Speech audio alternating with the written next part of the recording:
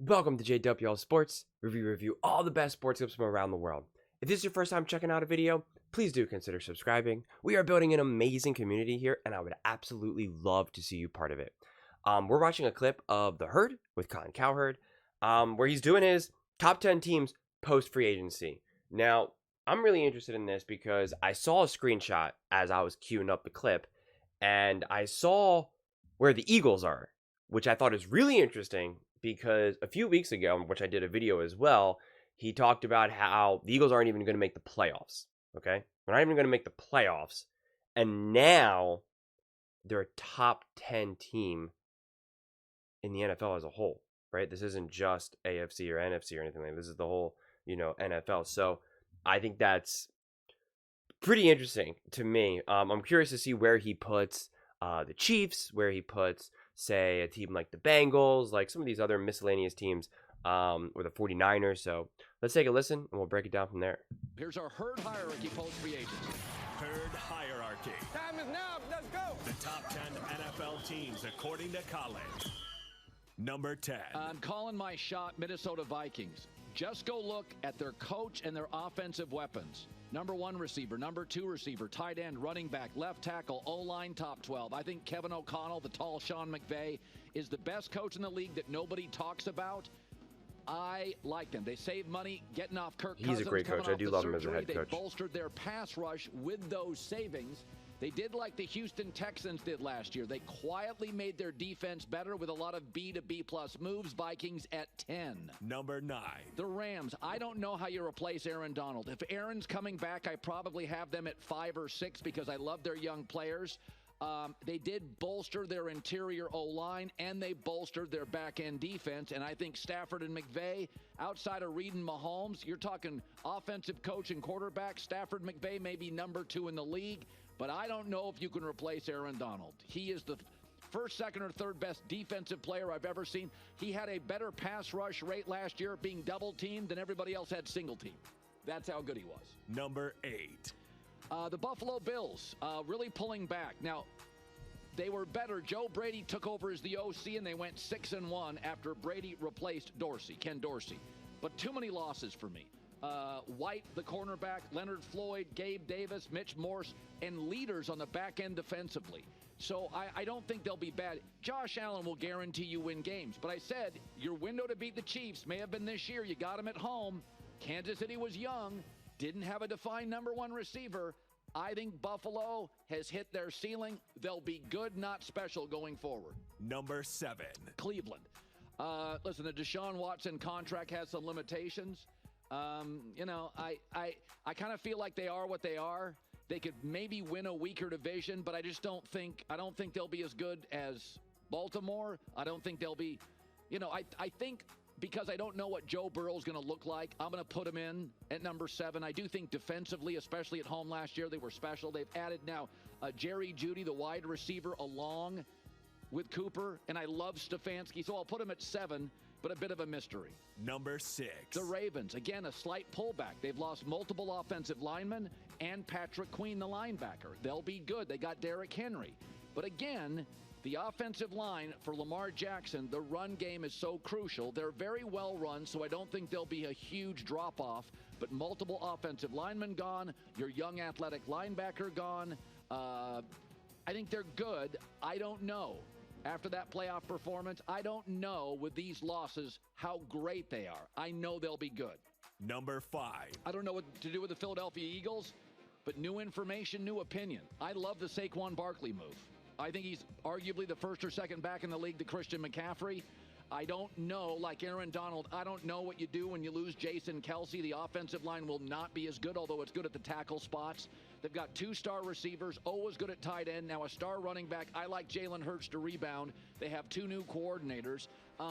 If you'd asked me 3 months ago, I don't know how I feel, but I think Saquon Barkley matters. They also went and upgraded their defense by moving 3 months away. ago, they saved some money. It was Bryce Huff, the regular I season. think, is a real help on the defensive end, so I put Philadelphia, a team that like Baltimore. I know they'll be fine. Will they be really fine? I put them at 5. Number 4. The Packers. I love their young talent. I really do. I think they're really special. I think Jordan Love's last 8-9 games. Go watch him. I thought he was spectacular. Matt LaFleur finally now, he's got his team. So crazy to Aaron hear him Rodgers' say that. contract off the books. He was ready They to have bury 11 picks, Jordan the Love. most picks in the entire draft. So, and they have a history of hitting on draft picks. They don't miss a lot of their early picks. Now that Jordan Love's a hit, they don't miss on their top picks. I think they're really good. I think they're only getting better. They moved Bakhtiari. Aaron's now out the building for over a year. They've got it oiled up. I watched them go and dominate Dallas. I think this is I watched them go toe-to-toe with San Francisco. I like them. Number 3. But not quite as much as Detroit, because Detroit's best players are older than Green Bay's. They're more established. Penei Sewell, Amon St. Brown. A lot of Green Bay's best players are kids. They addressed their weakness in free agency, and they went and got a corner in Carlton Davis, who I've liked for a long time. So I think Detroit, if they can get corner plugged up a little bit, I think it's a great front office. Goff is more than capable. To me, a top 10 quarterback. Lions at 3.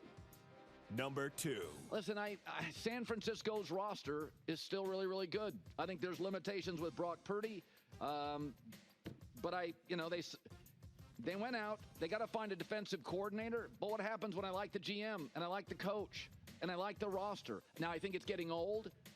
I think it's arguable that they have peaked and they're going to have a strong draft. And I think if you ever had to pay Brock Purdy, it would feel different. But, God, you start writing down their 7 or 8 best players. If I like Detroit, why wouldn't I like San Francisco? They have players like Detroit, except they're like 4 and 5 years older and already established. So I think I'm going to put them at number 2. Number 1. The Chiefs. The Wow. salary cap increase from the NFL allowed them to sign Drew Tranquill, because is going to stay there, and Chris Jones. Now, We got to talk still about don't some know things what here. we're going to do with Snead at corner, but that McDuffie's a great corner. So I thought the winner, when the NFL gave Let's everybody get it where we another, can see it. would We feel already different. know. All The defensive, right. Where is... there's limitations with Brock Oh, tonight. San Francisco, All right, so we can kind of see it. Hold on. Let me see if I can get a better... top 10 quarterback. Lions at pause here. 3. Sorry. One second. Number 2. Listen, Okay. So we know it's the 49ers and then the Chiefs. Let's take a look. Let's hit the reset button here for a second, okay? And let's acknowledge that the Houston Texans aren't up there right now. Which I think is kind of shocking. And Colin, again, a few weeks ago, said that the Commanders, I'm pretty sure he said the Commanders were going to win the division and the Cowboys were going to be in the wild card. And now neither of those teams are there, which again, new information, new moves. I get it. So I'm not, a lot of people hate Colin because he changes his opinion. I change my opinion all the time. I'll make a video and then afterwards I'll be like, actually, I don't know if I believe that, actually, I'm not so sure. Or like, I'll share my opinion. I'll do like a Colin Cowherd video, right? And I'll share my opinion on a certain team or player or whatever. And then I'll go do a first things first video and where they're talking about the same topic. And then maybe like Nick or Chris or whoever convinces me. And I'm like, actually, that's a really good point. Actually, I do think Justin Fields is going to be able to do X, Y, and Z. And like, so I change my opinion all the time. So I don't hate Colin for that. But that's why I don't love when people make such strong, bold predictions. I get that's what drives views. I wish it wasn't, but it's just, that's why I don't do hard predictions, hard numbers, hard, takes necessarily. Occasionally I do, just because sometimes it can be fun, right? Like making a bold statement like, if Joel Embiid comes back, the 76ers are going to, be in the Eastern Conference Championship. I get it. But when in terms of like ranking teams, I'm not a big fan of that. Like, I like to put teams in groups, right? I say, is the Chiefs number 1 and the 49ers number 2? I say, no. I say, it's like the Chiefs, 49ers, and the Detroit Lions. Those 3 teams, like, anyone can beat anyone. It just all depends on how it's going to go, how it's going to unfold. And like I always say, what type of fluke plays are going to happen? Is it going to be a random fumble on their own, on their own 10-yard line? Some of those is like random things that can happen. But the fact that the Texans aren't up there, I find pretty crazy. And the Browns, like, Colin was unleashing all season on Deshaun Watson being a failure. Not even the injuries, but just like him as a player in general, how he hasn't played good football in forever. And now he has them at 7. Like, I understand they made some moves. I get it. And I don't think Deshaun Watson just has, like, lost the ability to play football. And I do believe that Kevin Stefanski is a good coach. But I'm just, and they obviously have a good defense, but I'm betting on the Texans. I'm betting on CJ Stroud continuing that growth. That defense is going to get better. That offense is going to continue to grow. So I'm just kind of confused how they're not there. The Ravens, I agree. I don't know what to do with the Ravens. Because I don't trust the coaching staff. Harbaugh has somehow ingratiated, and I think Harbaugh is a great coach. I don't think he's a bad coach. Because the reality is that coaches, and a lot of times, are kind of like quarterbacks, where you have like these amazing, unbelievable, like insane quarterback talents. And then we get this like drop off where it's just like, yeah, I don't know. And it seems like that's what we get with a lot of head coaches. You get coaches that are like unbelievable. The Andy Reids, obviously the Sean McVay, Shanahans. And then we have some drop offs where we're just like, does this guy actually really know what the heck he's doing? And then you have to really kind of figure it out. Like, well, is it just because they have a really good quarterback, or is it because they have a great OC, a great DC, this, that? Like, it becomes more difficult to parse out.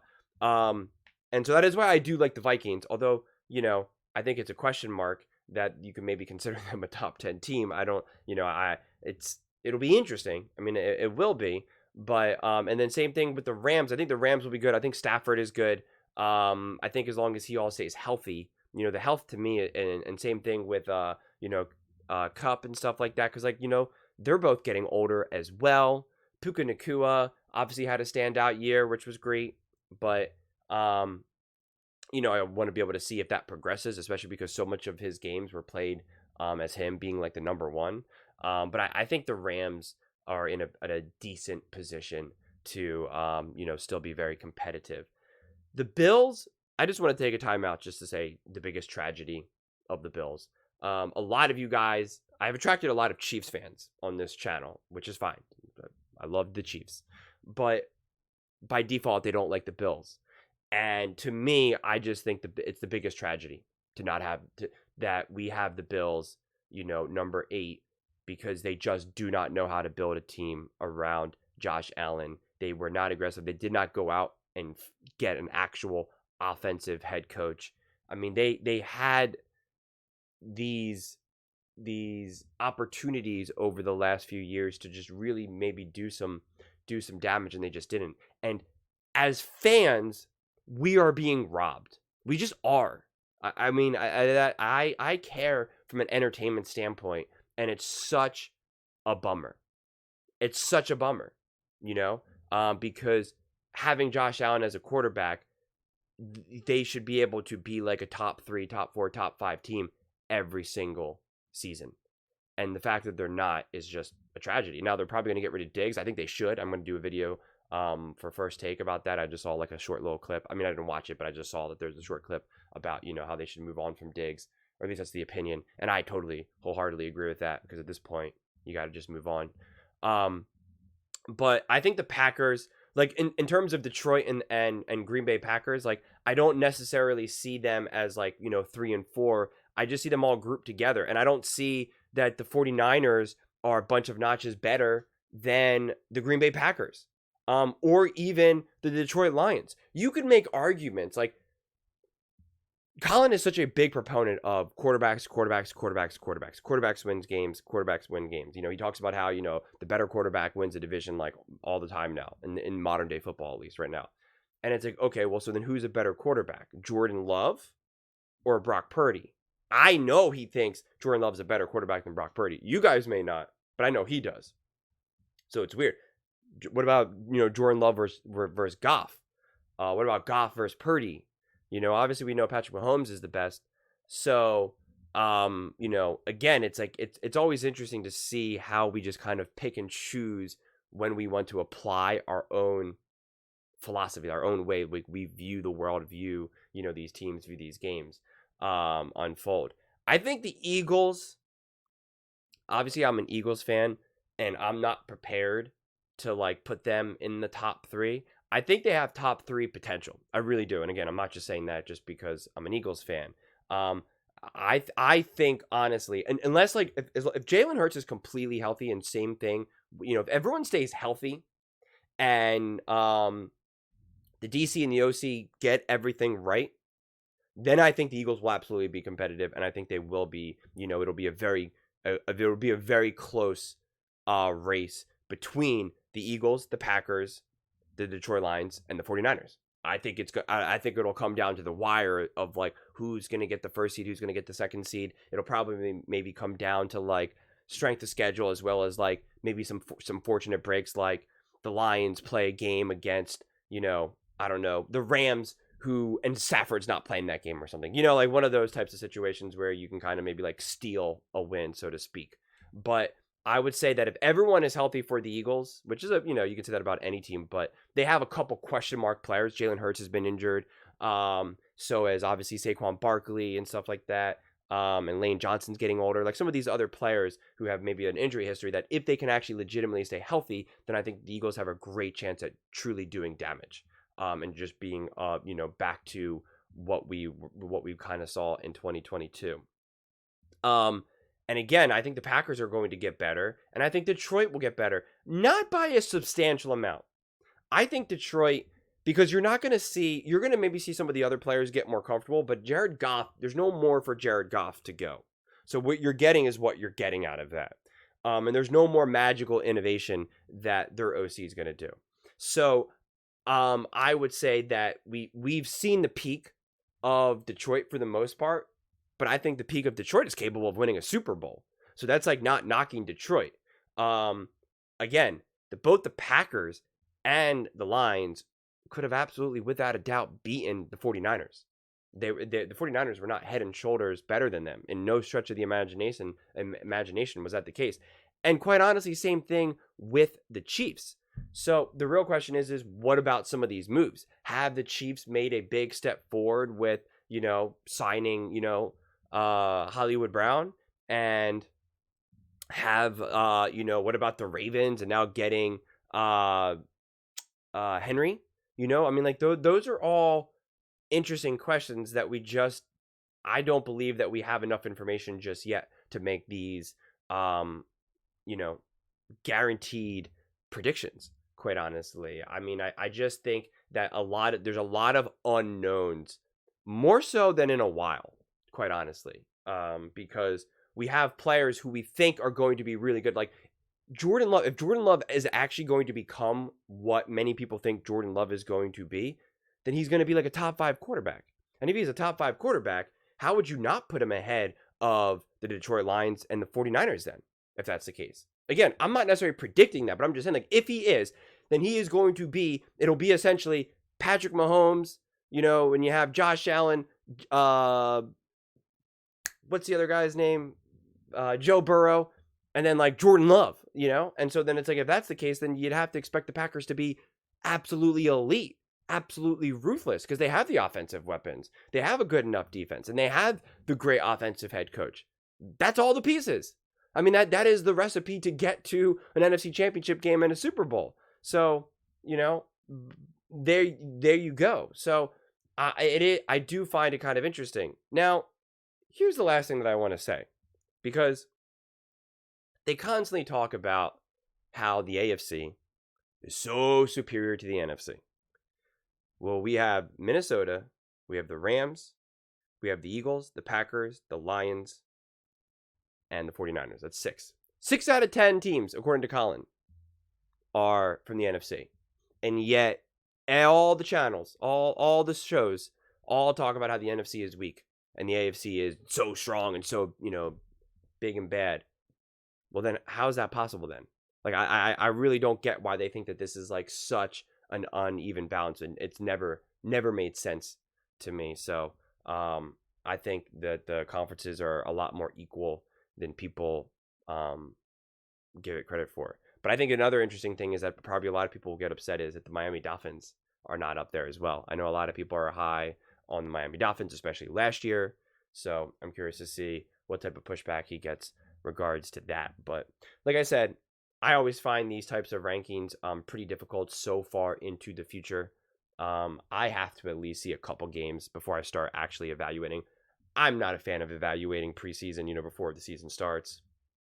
I just think you just don't know what certain players are going to look like. For all we know, Jordan Love just had a great run of like 8 games or so, and that was it, right? And for all we know, Deshaun Watson is going to ball out. He is going to rediscover what he had in Houston, and he is going to be him. He is going to be that 200+ million guaranteed man. Let's go. And the Browns are going to be cooking. Let's go. And maybe the Ravens absolutely just collapse and they can't regain the momentum. Like, you just don't know. And so everything that I said here and everything that I think, even what Colin said has to be taken with a massive grain of salt. But I am confident that we can say that the 49ers are going to be a top team. The Chiefs, of course, are going to be a top team. I do think the Lions, the Packers, and the Eagles. So I do think that that's a fair top 5, but I just don't know if that order is necessarily 100%. And I still think that the Ravens have the chance at making their way into the top 5 as well. But unfortunately, some of these other teams, based off of who they were able to get and who they lost, I think they have a steeper hill to climb. But this will be the official last thing that I say. If CJ Stroud does continue to grow and take full steps forward and is continuing this trajectory, then I think that also he can get the Texans cooking too, though. But he does have more ways to go in developing. I don't think we should get too ahead of ourselves and just expect, next season the Texans are going to be in the Super Bowl or even an AFC Championship game. I think it's possible, but experience and maturity really does matter in football. And, it's a lot. It's a lot to take on. Again, Patrick Mahomes was able to have, took him time to finally get success. And again, he had the luxury of sitting for a whole year, and he had the luxury of Andy Reid, Tyreek Hill, Travis Kelce. He had people that he was able to really help facilitate that process that we can't always just apply to other quarterbacks, other teams, other situations. But those are just my thoughts. I would absolutely love to hear yours. Whether you agree with me or disagree with me, I read every single comment. So let me know in the comments below how you feel. Let's get into some discussions. Let's get into some fights. But ultimately, let's just have some fun. And please do consider subscribing. We are building an amazing community here, and I would absolutely love to see you part of it. I want to build something that we all genuinely feel connected to. Something that we're really excited to be part of, and I think we're well on our way to doing it. Thank you so much, and see you next time.